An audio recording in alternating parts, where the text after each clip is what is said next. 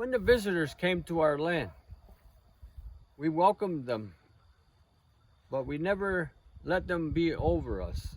We welcomed them as brothers, not as father and son relationship, but brothers.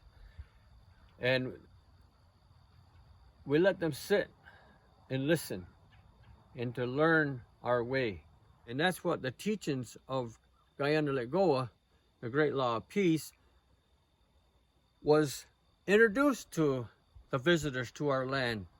They took the Kanerahtiio and they took what they could use from our Kanerahtiio. They had set up their House of Representatives. They set up a president. They set up all these things, adopting from the Iroquois. You have that. We have that in our Constitution. We have that in our way. So we can see how it worked, and we see how it's not working today too. There was supposed to be an equal balance. In our way, the equal balance was between the women and the men. They were equal. Over there, it's an equal between this red and this blue.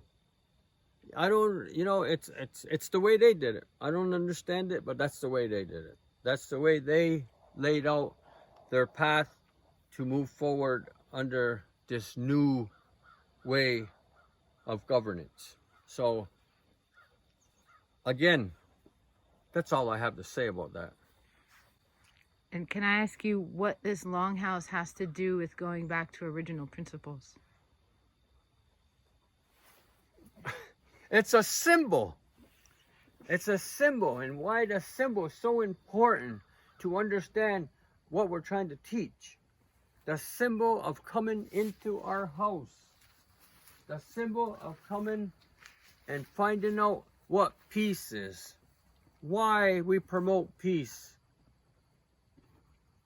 Peace is a lot easier than war. And when you come into the house, you will feel something that you're coming into a new but old teaching. And the spirit of Skana is here.